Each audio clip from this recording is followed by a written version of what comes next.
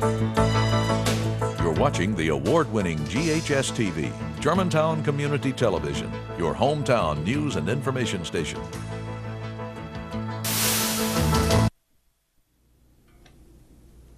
Welcome back. With us now is Brian Kelsey. We're talking about the Tennessee State Legislature. So Brian, what do you see coming up on the horizon? I know there's always the issue of the sales tax on food and then judicial selection. Anything specifically that you have in mind that would come up this session? Well, there's also even been talk, I know, from the administration about having an increase in the gas tax. I can't imagine now that gas has hit over $4 a gallon, though, that will be coming back next year. So I think you're right. The sales tax on food would probably be the one tax issue that we could take a look at, and I would love to see that reduced. But and there are a number of legislators on both sides of the aisle that would love to see that reduced. But we'll just have to see how much revenue there is next year. We've expanded government now for 6 years in a row coming into the 2008 budget, and because we had a huge sales tax increase of a 1% sales tax increase across the board on everything except for food back about 6 or 7 years ago, and that's given us plenty of revenue up until 2008.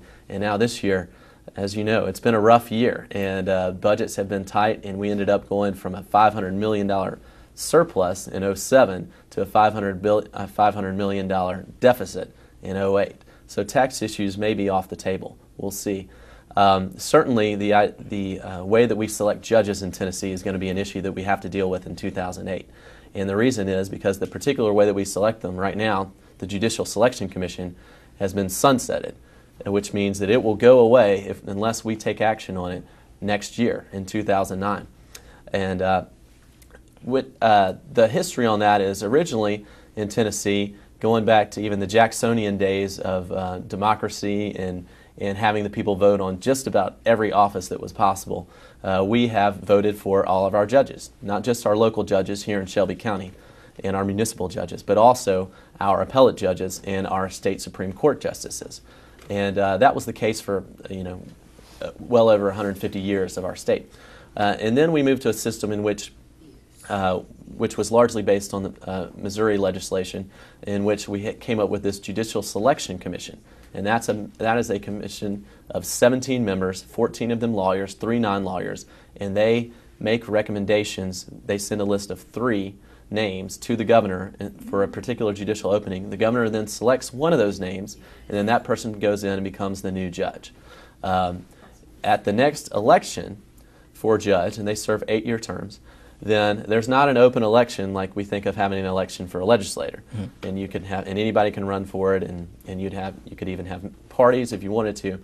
That's not the way it works with judges. They just have a yes/no retention election. So at that point, you already have an incumbent judge, and you simply vote yes or no whether to keep this judge. So that's the system we've been under now for a number of years, and there are many of us who would like to see that system change. The main reason is because, in my mind, the Constitution is very clear. It says the judges shall be elected by the qualified voters of the state. And in my mind, that means they shall be elected by the qualified voters of the state. And until we change the state constitution, we have to follow that constitution. As legislators, just as the governor and all judges have to do, we have taken an oath to uphold the Constitution. And I think it's an important part of upholding that Constitution that we follow that in this particular arena of judges. Most commissions and boards that we establish in the legislature have a sunset period on them. So they will last for anywhere from 2 to maybe even 10 years at the most, and then they'll come back up for renewal. And that's a good idea. That's a good process to ensure that these boards and commissions are really necessary. Sometimes they become irrelevant. If the board and commission on fax machines, for example, and there is, of course, no such board and commission, but in 5 years from now, that's going to be an irrelevant board because nobody uses them anymore. So it's good that we review things like that. Now, this particular Judicial Selection Commission came up for review this year, and it came up for review in the House, and again, the Democratic-controlled House passed it and said, let's renew it. And then it came up for review in the Senate, and the Republican-controlled Senate Government Operations Committee chose not to pass it, not to renew it. So that sends that commission into a 1-year wind-down period. So unless something happens in 2009, there will be no Judicial Selection Commission. So what do you see as the alternative to the Judicial Election Commission? Just a straight-up election of our judiciary? That's a great question, and we'll see what happens. I think the first major factor that's got to take place is we have to have elections in November, and we're going to see what the House and Senate look like when we come back. Is it going to be a more Republican or more Democratic Senate, or is it going to be a more Republican or more Democratic House?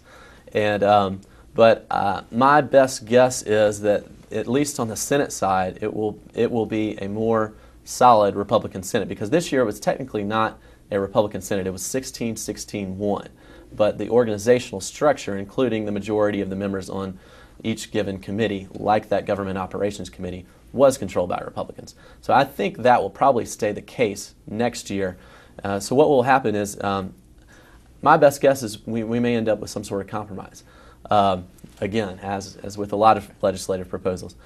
We could go with a full, doing away with the Judicial Selection Commission altogether, and we could have straight-up elections for judges again, or we could go with keeping it exactly the way it is. I think what we'll end up with is something like the Speaker of the Senate, the Lieutenant Governor Ron Ramsey, has said he would like, which is fewer qualifications and strings on the members of that commission, so that he can actually appoint the people that he wants on there, and they don't have to come from certain special interest groups as they do now.